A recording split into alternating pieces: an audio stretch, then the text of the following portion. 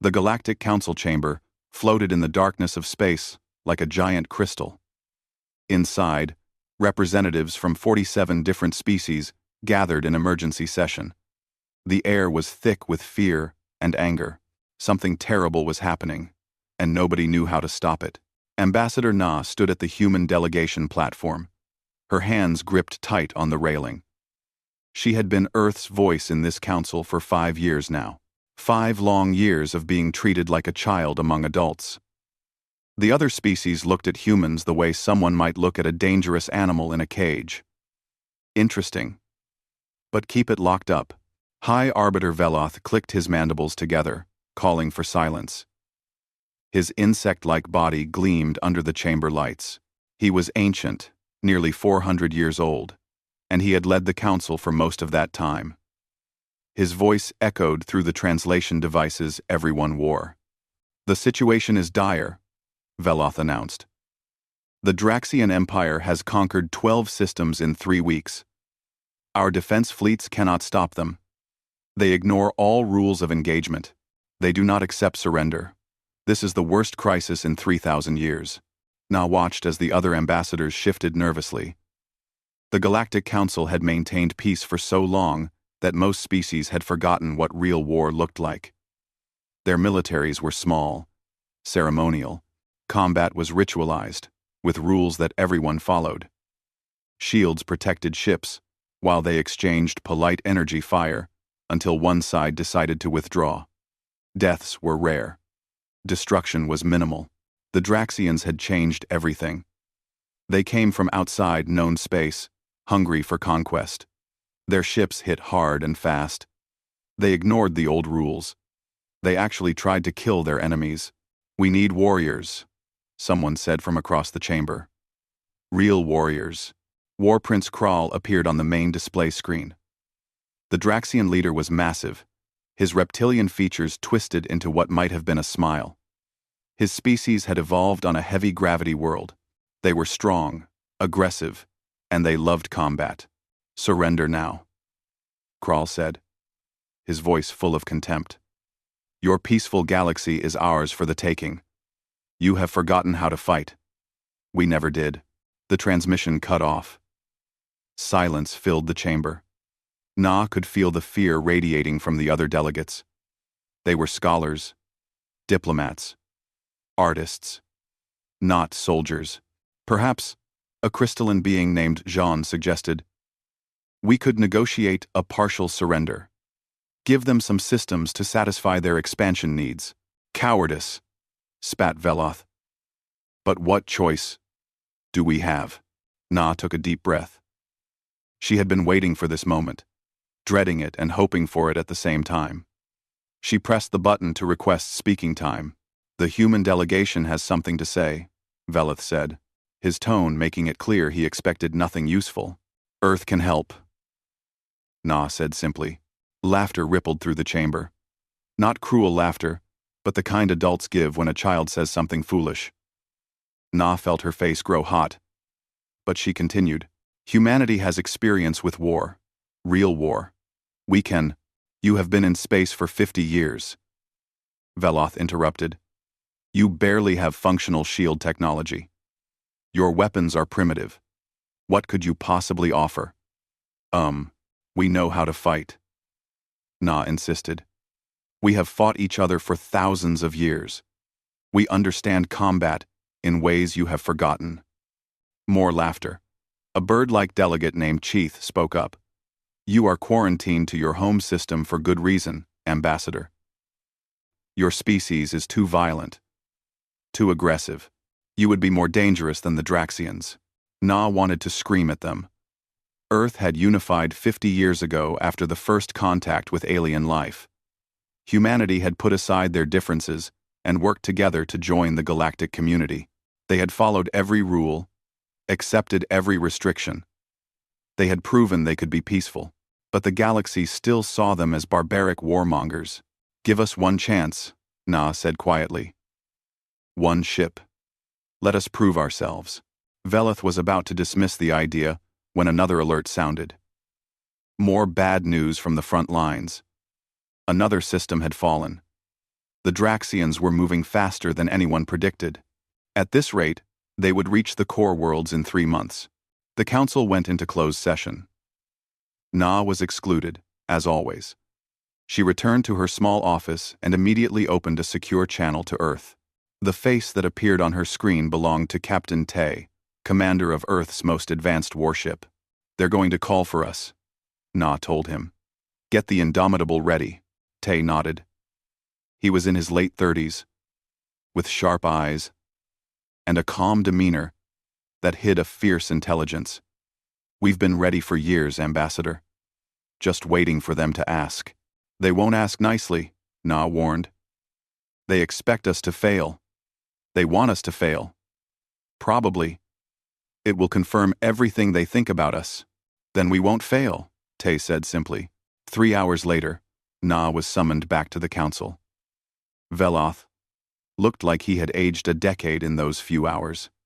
The pressure of watching his civilization crumble was taking its toll. "The council has voted," Veloth said. "By a narrow margin, we will allow Earth to send 1 vessel to assist in the defense. 1 ship, with full tactical freedom, but under the overall command of Fleet Master Jean. If your ship causes any problems, if it violates any of our laws, it will be destroyed. Immediately. Do you understand?" Na wanted to tell him what she thought of his threat. Instead, she simply nodded. "Our ship will arrive at the front lines within 1 week." As she left the chamber, she heard the whispered conversations. The other delegates were already placing bets on how quickly the human ship would be destroyed. Some gave it a day. The optimists gave it 3. Na returned to her quarters and sent the authorization codes to Earth. Within hours, the Indomitable would leave Earth orbit and begin its journey to the war zone. She sat alone in the dark, thinking about what was coming. Humanity was about to show the galaxy who they really were. For 50 years, they had been polite, restrained, following every rule and restriction. They had played the role of the reformed savage, the primitive species trying to prove it could be civilized. But the galaxy had asked for warriors. And humanity knew how to be warriors better than anyone. Na just hoped the galaxy was ready for what it had unleashed. Because once the Indomitable arrived, everything would change. The galaxy thought it knew fear. From the Draxian Empire, they were about to learn what true fear looked like.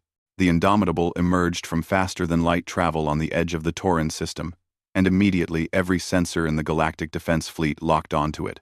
On the bridge of the flagship, Fleet Master Jean stared at the human vessel with something close to shock. "That is their warship?" Jean asked, his crystalline body reflecting his confusion in ripples of color. The Indomitable was massive, easily twice the size of the largest galactic vessel. But it was the design that disturbed everyone. Where galactic ships were smooth and elegant, built with graceful curves and artistic sensibilities, the human ship looked like a weapon someone had bolted engines onto. It was all angles and armor plating. Weapons bristled from every surface. There was no attempt at beauty, no aesthetic design. It looked exactly like what it was, a machine built to kill. Captain Tay stood on the bridge of his ship, watching the galactic fleet on his displays.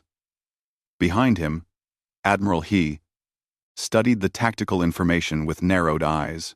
She was older than Tay, a veteran of Earth's last major conflict before unification. She had been in real combat, had seen real death. "They have 200 ships," He said quietly. "The Draxians have 80. And somehow, the Draxians are winning." Commander Wu, the weapons officer, let out a low whistle. "Captain, I've been analyzing their combat logs. This is not war. This is... I do not know what this is." A communication request came through from Fleet Master Jean. Tay accepted it, and the crystalline being's face appeared on the main screen.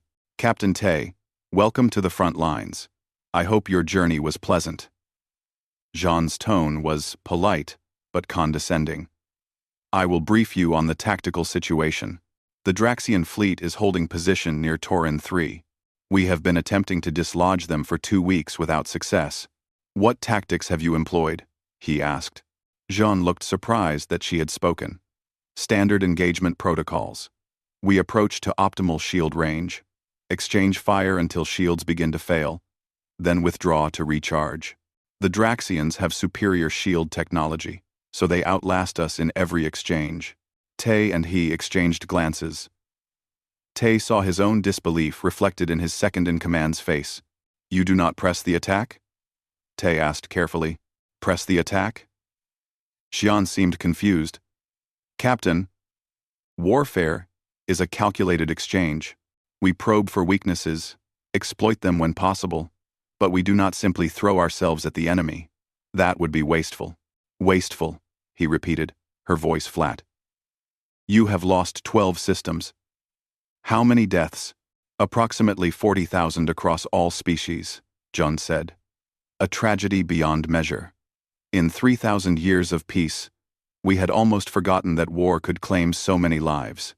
40,000 in 3 weeks, across 12 systems, was nothing by Earth's historical standards. Humanity had lost more than that in single days during their worst conflicts."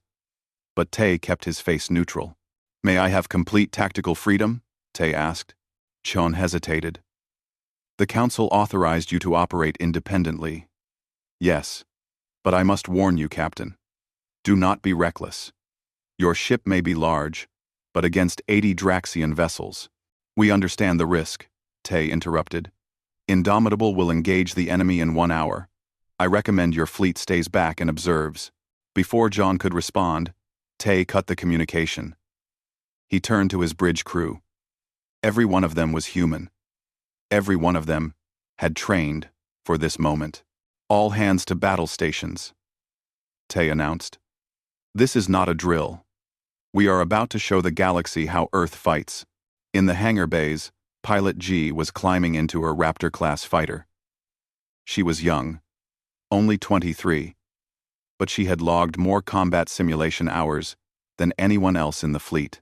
Around her, 30 other pilots were doing the same. "Remember the plan," her squadron leader said over the comm. The Indomitable began moving toward the Draxian fleet. On Jean's flagship, alarms started sounding. "The human vessel is advancing," a sensor officer reported. "They are not slowing down. They are not charging shields to maximum." "What are they doing?" Jean demanded.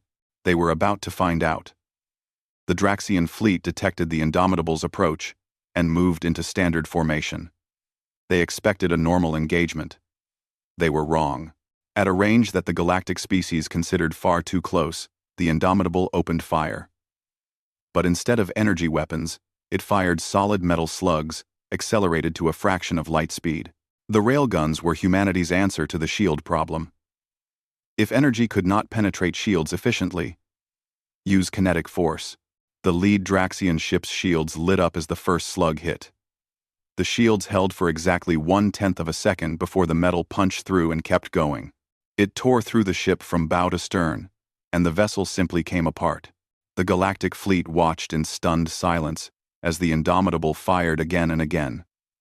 Shields that could deflect energy weapons were nearly useless against solid projectiles, moving at relativistic speeds. 3 more Draxian ships died in the first minute. "Launch fighters," Tay ordered. The Indomitable's hangar bays opened, and 30 Raptor fighters screamed out into space. They moved like nothing the galaxy had seen before, using chemical thrusters for rapid direction changes that would tear apart ships designed for smooth, elegant flight. G locked onto a Draxian cruiser and fired a missile. The Draxians did not even try to shoot it down because they did not realize it was a threat until it hit their hull and detonated. "They are using chemical explosives," someone on Jean's bridge said in disbelief. "Chemical explosives in space combat. That is thousands of years obsolete." But obsolete or not, it worked. The human fighters swarmed the Draxian formation, launching missiles, firing kinetic rounds, and deploying something even more shocking: kamikaze drones. Small, cheap, expendable craft loaded with explosives that simply rammed into enemy ships. War Prince Kral watched from his command ship as his fleet started to crumble. He had fought the galactic species for weeks and found them weak, predictable, But these humans fought like nothing he had encountered. They do not follow the rules, his tactical officer said, fear creeping into his voice. No. Krall agreed. They do not fight like civilized beings. They fight to kill. He was right. The Indomitable moved through the Draxian formation like a predator among prey. It took hits, its armor scarred and dented, but it did not slow down. Human ships were not built around shields. They were built around armor and redundancy, and the assumption that they would take damage. Commander Wu fired the main railgun again, and another Draxian ship died. Target destroyed. Acquiring next target. 17 minutes after the engagement began, the Draxian fleet broke formation and ran. They had lost 19 ships. The Indomitable had not lost a single fighter. Across the galactic fleet, there was absolute silence. They had just witnessed something that challenged everything they thought they knew about warfare. The humans had not engaged in careful, measured combat. They had simply attacked with overwhelming force and violence. Fleet Master Jean finally found his voice. Captain Tay, your tactics were effective. On the Indomitable's bridge, Tay looked at the retreating Draxian fleet. Admiral High, prepare pursuit course. Pursuit! Jean's voice was sharp. Captain, the enemy is retreating. We have won this engagement. No, Tay said quietly. We have won one battle. The war continues. And as the Indomitable began to pursue the fleeing Draxians, the galaxy started to understand. Humanity did not fight battles. They fought wars, and they fought to win completely. War Prince Krall had retreated to the Corvin system to regroup his forces. He had lost 19 ships in 17 minutes, and his confidence was shaken. The humans fought like nothing he had ever encountered. They were aggressive, brutal, efficient. They did not just want to win battles. They wanted to destroy their enemies completely. We will fortify our position here, Krall told his officers. The humans will need time to consolidate their victory. We will use that time to prepare better defenses. But War Matron 6, his chief strategist, was studying the tactical data with growing concern. She was older than Krall, had fought in dozens of campaigns before the Draxian expansion began. Something about the human attack pattern bothered her. They did not fight to defend, she said slowly. They fought to hunt. Krall dismissed her concern. All species fight the same eventually. We simply need to adapt to their weapons. He was wrong. 3 hours after the battle at Torin, the Indomitable emerged from faster-than-light travel at the edge of the Corvin system. Behind it came Fleet Master Jean and 20 galactic vessels. Jean had sent multiple messages demanding that the Indomitable wait for the full fleet to assemble. Captain Tay had ignored every message. On the bridge of his ship, Tay studied the Draxian position with Admiral High. They are setting up defensive positions, High noted. They think we will give them time, Tay said. They still do not understand. Commander Wu checked his weapon systems. Railguns charged, missile batteries loaded. We are ready, Captain. The Indomitable accelerated toward the Draxian fleet. Jean watched from his flagship, and for the first time, he began to feel something he had not felt in his long life. Fear. Not fear of the Draxians. Fear of what humanity represented. They are not slowing down, Jean's sensor officer reported. They are going straight into the minefield. The first mines detonated against the Indomitable's armored hull. Explosions rippled across its surface. Alarms sounded on the bridge as sections of armor were torn away. Hull breaches on decks 7 through 12, a damage control officer reported. Emergency bulkheads holding. Continue forward, Tay ordered calmly. Bo, the chief engineer, was in the damaged sections, directing repair teams. She moved through corridors, filled with smoke and debris, her crew working frantically to seal the breaches. Unlike the delicate galactic ships that depended on shields, the Indomitable was built with redundancy. Lose one system, 3 backups came online. Get life support back online in Section 9, Bo shouted over the sound of venting atmosphere. Use the emergency tanks if you have to. The Indomitable emerged from the minefield, damaged but functional. It opened fire with its rail guns, and the Draxian defensive line began to crumble. But this time, the Draxians were ready. They concentrated their fire on the human ship, and even its thick armor could not withstand the combined assault forever. Armor failing on the port side, Wu reported. We are taking heavy damage. Tay looked at his tactical display. The Draxian fleet was strong here. Nearly 50 ships in tight formation. A normal commander would withdraw, regroup, wait for reinforcements. But Tay understood something that the galaxy had forgotten. Sometimes you had to take damage to win. All power to engines, Tay ordered. Ramming speed. The Indomitable surged forward. The Galactic fleet watched in disbelief as the massive human ship simply crashed into the Draxian formation. It was not elegant. It was not sophisticated. It was brutal and effective. The Indomitable's armored prow smashed into a Draxian cruiser, and both ships shuddered from the impact. But the human ship kept moving, pushing through the enemy line like an armored fist through glass. Launch boarding parties, Tay commanded. Sergeant Sung had been waiting for this order. He led a unit of 50 Marines, all in heavy combat armor, carrying weapons that would be considered primitive by galactic standards. Magnetic rifles, chemical explosive grenades, and shock batons for close combat. The Marines launched from the Indomitable in small assault craft, targeting damaged Draxian vessels. They breached the hulls and poured inside, and then the galaxy witnessed something it had not seen in thousands of years. Hand-to-hand combat in ship corridors. Sung's Marines moved through the Draxian vessel like trained killers, which they were.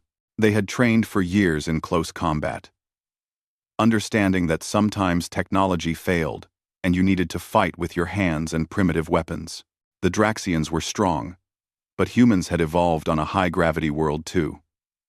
They were fast, aggressive, and they did not stop. War Matron 6 watched the tactical displays as 4 of her ships went dark, captured by human boarding parties. This is impossible. Nobody fights like this. Nobody has fought like this in 3,000 years. But humanity had never stopped fighting. While the galaxy enjoyed peace, humans had continued to perfect the art of war. They had studied every historical conflict, learned from every mistake, kept their military sharp even during peacetime. The battle raged for 6 hours. The Indomitable took catastrophic damage. Entire sections were exposed to space. Fires burned on 3 decks. 200 crew members were injured or dead, but it did not retreat.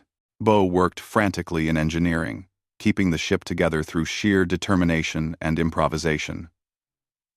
I do not care if the manual says it will not work, she shouted at her team. Make it work anyway. Pilot G and her squadron harried the Draxian ships, preventing them from coordinating their attacks. She had been flying for 5 hours straight, her body exhausted, but she did not stop. None of them did. Finally, the Draxian fleet broke. They had started with 50 ships. 32 remained, and many of those were damaged. They scattered in different directions, hoping to escape. Pursue, Tay ordered, his voice hoarse from shouting commands for 6 hours. Captain, Admiral Hai said quietly, we need repairs. We have taken severe damage. Tay looked at her, and she saw the exhaustion in his eyes. But she also saw the determination. If we let them regroup again, more systems will fall. More people will die. We pursue. Fleetmaster Jean sent an urgent message.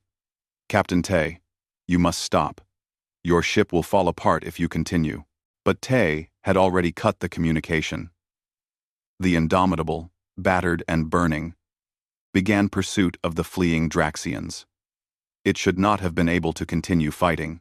Any reasonable ship would have withdrawn for repairs. But the Indomitable was not reasonable. It was human. Over the next 2 weeks, the Indomitable hunted Draxian forces across 3 systems. It did not stop to fully repair. Bo and her engineering teams worked constantly, patching holes, rerouting power, keeping the ship functional through improvisation and determination. The humans did something else that shocked the galaxy.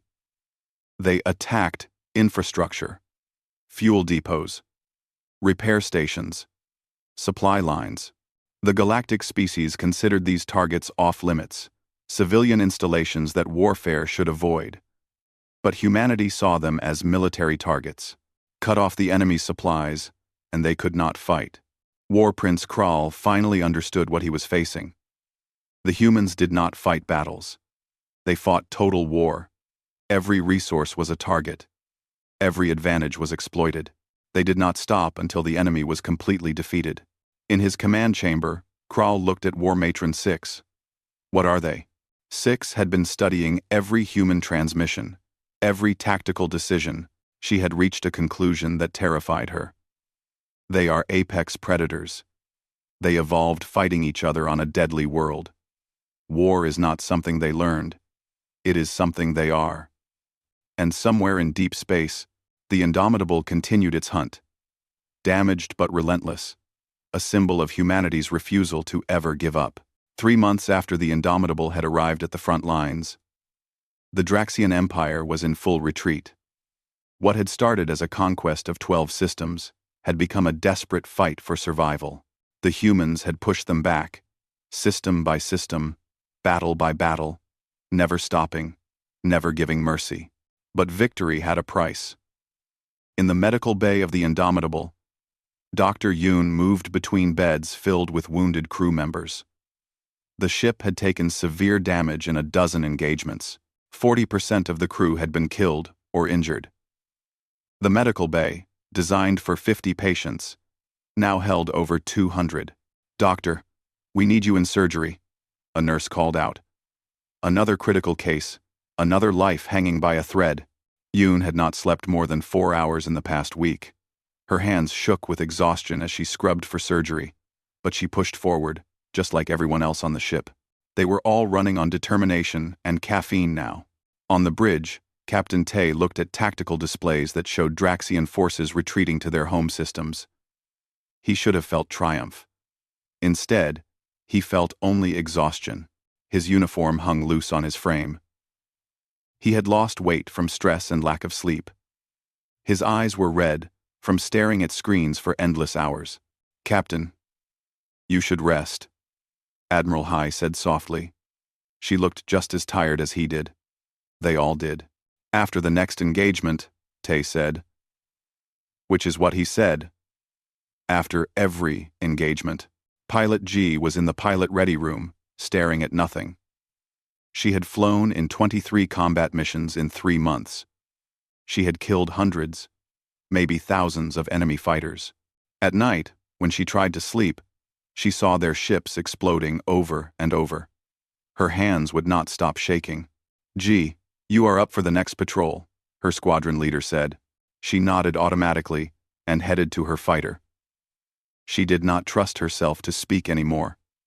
The war was winning, but something inside her was breaking. Far from the front lines, in the Galactic Council chamber, a very different battle was taking place. The freed populations of the liberated worlds were celebrating humanity as saviors. Statues were being built, songs were being sung. Children played games, pretending to be human marines. But in the council itself, fear was growing. Councillor Marath, a cautious being who represented the peace faction, stood before the assembly. "We asked the humans for help, and they provided it," Marath said carefully. "But now we must ask ourselves, what have we unleashed? The humans do not fight like civilized beings. They wage total war. They do not accept surrender easily. They pursue defeated enemies across systems. What happens when the Draxian threat is eliminated? Will the humans simply return to their home system?" Ambassador Na sat in the human delegation area, her jaw clenched in anger. She had heard this argument building for weeks now. The galaxy was afraid. Not of the Draxians anymore. Of humanity. "The humans have lost 200 crew members," Na said, standing to address the council. "They have bled for this galaxy. They have sacrificed their people to protect yours. And now, you question whether they are too dangerous? We are grateful, High Arbiter Veloth said carefully. But gratitude and caution are not mutually exclusive. The human vessel has demonstrated capabilities that exceed anything in the galaxy. Once the war ends, we must ensure proper safeguards. Safeguards? Na's voice was sharp. You mean restrictions? You mean putting us back in our cage? The council chamber erupted in arguments. Some supported humanity fully. Others wanted immediate restrictions. Most fell somewhere in between, grateful for human help, but terrified of human power. The debate was interrupted by an urgent message. War Matron 6 wanted to negotiate surrender, but not with the Galactic Council. She wanted to speak directly with Captain Tay. The council was insulted. They were the legitimate authority. They should handle all negotiations. But 6 refused to speak with anyone except the human commander. Captain Tay received the request while the Indomitable was docked at a repair station, finally getting proper maintenance. He looked at the message for a long time before responding. I will meet with her, Tay said. Alone, Admiral He objected.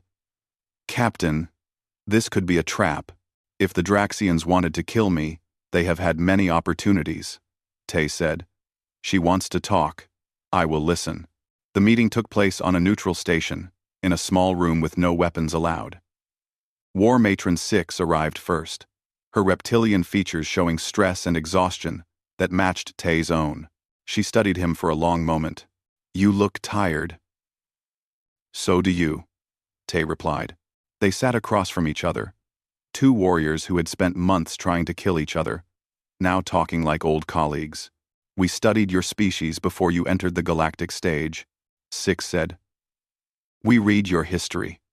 The wars, the conflicts, the millions dead in struggles for resources and ideology. We thought we understood what that meant. We were wrong. Tay said nothing, waiting for her to continue. Other species read about human history and they see barbarism, 6 continued. They see primitive violence. But I see something else. I see a species that fought for survival every day. You did not have the luxury of peaceful evolution. Your world tried to kill you. Your own kind tried to kill you. So you learned to fight better than anyone else. Not because you are evil, because you had no choice. Why are you telling me this? Tay asked. Because I want you to understand why we surrender to you, not to the Council, 6 said. The Council thinks warfare is a game with rules. They think if they are polite enough, enemies will be polite back. But you understand the truth. War is not a game. It is survival. And we have lost. She pushed a datapad across the table. Unconditional surrender. Complete withdrawal from all conquered systems. Full reparations to damaged worlds. All war criminals will be handed over for justice. But we surrender to humanity, not to the Council that has forgotten what strength really means. Tay looked at the terms. They were more generous than he expected. You are afraid the Council will be too weak to enforce peace. Yes, 6 admitted. The Council will want to forgive and forget. They will want everyone to be friends immediately. But peace without strength is just a pause before the next war. We need to know that someone will enforce the peace. Someone who understands that true peace comes from the credible threat of overwhelming force. Tay thought about his crew, dying in medical bays. He thought about Pilot G, traumatized from months of combat.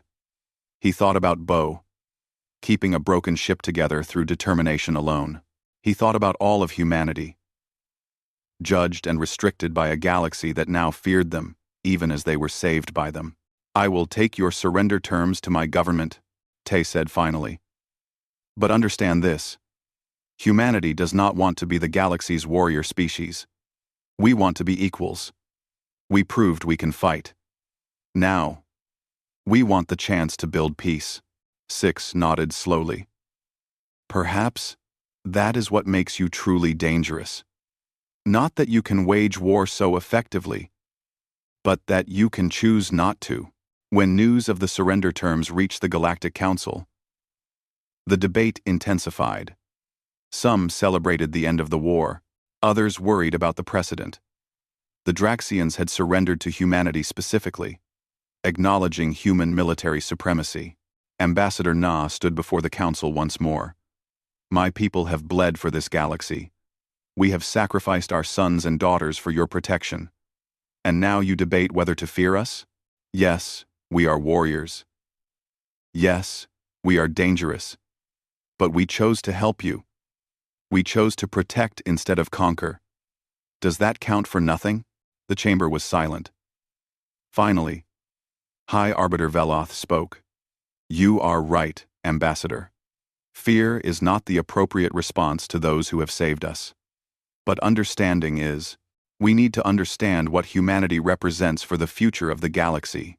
Then take time to understand, Na said. But do not punish us for being what you needed us to be. 6 months after the Draxian surrender, the Indomitable finally returned to Earth orbit. The ship was barely recognizable. Patches covered its hull where armor had been torn away. Entire sections had been rebuilt with temporary materials. It looked like exactly what it was, a warrior that had fought too many battles and survived them all. On Earth, billions watched as the battered warship approached. Cities went silent as people stopped to witness the return. President J stood at the main spaceport, waiting to greet the crew. He was nervous, though he tried not to show it. The galaxy was watching this moment too. The crew of the Indomitable disembarked slowly. They moved like people who had been carrying heavy weights for too long. Captain Tay came first, his uniform clean but hanging loose on his thin frame. Behind him came Admiral He, Commander Wu, Dr. Yoon, Chief Engineer Bo, Sergeant Sung, and Pilot Ji. Behind them came the rest of the crew, those who had survived. The crowd started to cheer, but something in the crew's expressions made the cheering die down. These were not triumphant heroes returning from glorious battle. These were exhausted soldiers coming home from war. President J shook Tay's hand. Welcome home, Captain. The entire planet is grateful for what you have accomplished. 2. Tay nodded but said nothing. Words felt too hard right now. Far away, in the Galactic Council chamber, the final debate was taking place. The question of humanity's place in the galaxy had been discussed for months. 3 major factions had emerged. The Restriction faction, led by Councillor Marath, argued that humanity was too dangerous. They wanted humans confined to their home system again, their military capabilities limited, their expansion controlled. The Military faction wanted humanity to become the galaxy's defenders. They would provide security for all species, a permanent warrior class to prevent future threats. The Equality faction, supported by Ambassador Na and growing numbers of other species, argued that humanity deserved full membership in galactic society as equals, with all the rights and responsibilities that came with it. High Arbiter Veloth called for the final vote. The chamber was packed with observers from across the galaxy. The votes were cast electronically, and the results appeared on the main display. Equality had won, by a narrow margin, but it had won. The Galactic Council recognizes humanity as a full member species, Veloth announced. All restrictions are lifted. Earth is granted equal status with all other civilized worlds. Ambassador Na felt tears on her face and did not bother to hide them. 50 years of being treated as dangerous children, erased in a single vote. But Veloth was not finished. However, this recognition comes with a proposal. Humanity has demonstrated superior understanding of defensive warfare. We propose a new galactic institution, the Unified Defense Academy.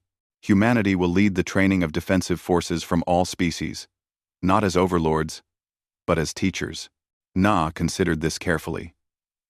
It was not the restriction the Fear faction wanted, but it was not complete freedom either. It was a compromise that acknowledged human capabilities while giving them a constructive role. Earth will need to discuss this proposal, Na said, but I believe we will accept. We never wanted to be conquerors. Teaching others to defend themselves honors that principle. The vote was finalized, and messages were sent across the galaxy. The human crew of the Indomitable heard the news while still on Earth, recovering from their ordeal. Pilot G was in a hospital, talking with a therapist about the nightmares that would not stop. When she heard about the Academy proposal, she felt something shift inside her. Maybe her experiences could help others avoid the same trauma. Maybe there was meaning in what she had endured.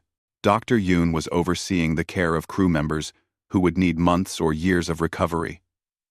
She thought about the medical advances humanity had made during the war, techniques for treating combat injuries that the galaxy had forgotten. That knowledge could save lives across the galaxy. Chief Engineer Bo was already receiving requests from galactic shipyards, asking about human armor and redundancy systems. The galaxy wanted to learn, and she found she wanted to teach. Sergeant Sung and his Marines were the most controversial. Hand-to-hand combat specialists seemed barbaric to most species, but Sung understood something important. Sometimes you needed to be dangerous to protect what mattered. The Academy could teach that lesson. Captain Tay was asked to lead the new Defense Academy. He stood in the military command center on Earth, looking at the offer. Admiral Hai stood beside him. "What do you think?" Tay asked. "I think we have a choice," Hai said. "We proved we can fight. Now we prove we can build something better." Tay accepted the position. Within months, the first class of galactic defense students arrived at Earth. They came from dozens of species, all wanting to learn from the warriors who had defeated the Draxian Empire. The first class was difficult. The alien students struggled with concepts that seemed brutal to them: aggressive tactics, accepting casualties, fighting to win rather than to achieve a draw. Some quit. Others complained to their governments. But some stayed. They learned. They began to understand what humanity had always known. Peace was not the absence of violence. Peace was the result of being strong enough that others chose not to attack. 1 year after the war ended, a memorial was dedicated on Tauran 3. It honored all who had died fighting the Draxians. Human, Draxian, and all the galactic species caught in between. Ambassador Na stood at the ceremony next to Elix, a civilian from Tauran who had survived the occupation. "Do you think they still fear us?" Elix asked quietly. Na thought about the question. "Some do. Fear does not disappear overnight. But fear is not always bad. Fear can lead to respect. Respect can lead to understanding. Understanding can lead to peace." "Is that enough?" Elix asked. "It is a beginning," Na said. High above, in orbit, the Indomitable sat in a construction dock. It was being repaired properly this time, restored to full functionality. But it would not be alone much longer. Other ships were being built, incorporating human design principles with galactic technology. The new galactic defense fleet would be stronger than anything that had come before. Commander Wu oversaw the weapons installation on one of the new ships. The crew was mixed. Humans and aliens working together. The aliens were still learning, but they were learning fast. On the observation deck of a civilian station, Pilot G stood with Sergeant Sung, watching the construction. She had finished her therapy and was preparing to teach at the academy. She still had nightmares, but they were less frequent now. "Do you think we did the right thing?" G asked. "Showing them how to fight like we do?" Sung considered the question. "We showed them how to survive. What they do with that knowledge is up to them. But at least now, they have a choice. They are not helpless anymore." G nodded. That felt right. The galaxy had been helpless against the Draxians until humanity arrived. Now, they were learning to defend themselves, not with human aggression necessarily, but with human determination. Back on Earth, Captain Tay stood in the Academy's main hall, preparing for the graduation ceremony of the first class. 50 students, from 30 species, had completed the training. They were not human warriors. They were themselves, incorporating what they had learned into their own cultures and capabilities. One student, A crystalline being named Vex approached Tay after the ceremony. "Captain, I want to thank you. When I started this program, I thought we would become like humans, but you taught us to be better versions of ourselves." Tay smiled. "That was always the goal. Humanity is not superior. We are just different. We survived by learning to fight. You survived by learning to cooperate. The future needs both." That evening, Tay stood on a balcony overlooking Earth's capital city. Admiral Hai joined him, carrying 2 glasses of wine. "To the future," Hai said, raising her glass. Tay clinked his glass against hers. "To peace. The kind that lasts because everyone chooses it, not because they have no other option." They drank in silence, watching the sun set over a world that had finally found its place in the galaxy. Not as conquerors, not as victims, but as equals who understood both the cost of war and the value of peace. The Indomitable sat in orbit above them, a symbol of what humanity could do when pushed to their limits. But the Academy below represented what humanity chose to do with that power. Share it, teach it, use it to build, rather than destroy.